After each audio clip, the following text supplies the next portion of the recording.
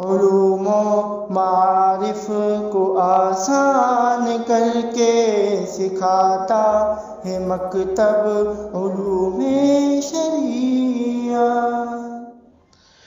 بسم اللہ الرحمن الرحیم۔ رمضان المبارک کے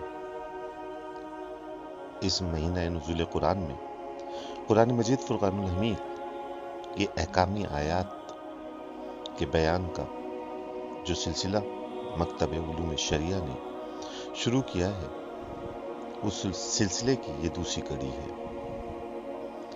سورہ بقرہ قرآن مجید فرقان الحمید کا دوسرا سورہ ہے، اور اس کی 40ویں آیت میں اللہ تبارک و تعالی ارشاد فرماتا ہے، اے بنی اسرائیل، میری وہ نعمتیں یاد کرو جو میں نے تم کو عطا کی تھی، اور تم مجھ سے کیا ہوا عہد پورا کرو تاکہ میں بھی تم سے کیا ہوا عہد پورا کروں۔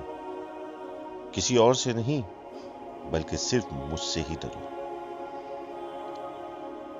سامعین محترم، انسانیت ایک اکائی ہے۔ اس کی جانب آنے والے رسول اور ان کا پیش کردہ دین ایک ہی ہے جو کہ اسلام ہے۔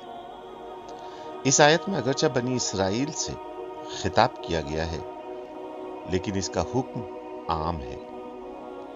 قرآن مجید میں بہت سے مقامات پر پہلی امتوں کے قصے بیان کیے گئے ہیں، اور ان کا مقصد نبی آخر الزمان حضرت محمد صلی اللہ علیہ وسلم کی امت کو خبردار کرنا ہے کہ پہلے انبیاء کی امتوں میں بگاڑ کن کن راستوں سے آیا اور کن کن شکلوں میں ظاہر ہوا۔ ان قصوں میں امت محمد صلی اللہ علیہ وسلم کے لیے سبق ہے کہ وہ پہلی امتوں کی طرح دین اسلام سے روگردانی کرتے ہوئے انحطاط کے گڑھے میں نہ گر جائیں۔ بنی اسرائیل بھی مسلمان تھے اور موسیٰ علیہ السلام پر ایمان لا چکے تھے۔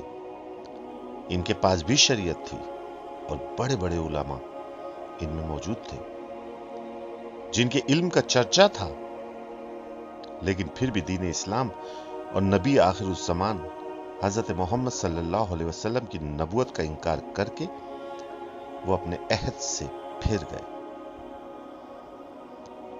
آج مسلمان بھی بنی اسرائیل کی طرح اپنے عہد ایمانی کو بھول چکے ہیں اور اپنے فرض منصبی سے غافل ہو کر محض نام کے مسلمان رہ گئے ہیں۔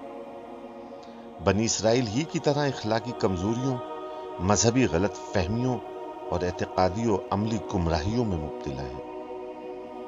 چنانچہ اس آیت مبارکہ کا حکم ان کے لیے بھی یہی ہے کہ وہ اللہ سے کیے گئے عہد کو پورا کریں اور بنی اسرائیل کی طرح دین اسلام پر قائم رہنے کے عہد سے نہ پھریں، دین حق کے تقاضے پورے کریں اور اپنی پوری زندگی کو دین اسلام کے حوالے کر دیں۔ اللہ تعالیٰ بنی اسرائیل کو حکم دیتا ہے کہ وہ ان معاہدوں کی پابندی کرتے ہوئے صرف اسی سے ڈریں، اور یہ حکم امت محمد صلی اللہ علیہ وسلم کے لیے بھی ہے کہ اور تم مجھ سے ہی ڈرو، یعنی اپنے آپ میں صرف اللہ جل شانہ کا ڈر اور خشیت پیدا کرو۔ علوم و معارف کو آسان کر کے سکھاتا ہے مکتب علوم شریعت۔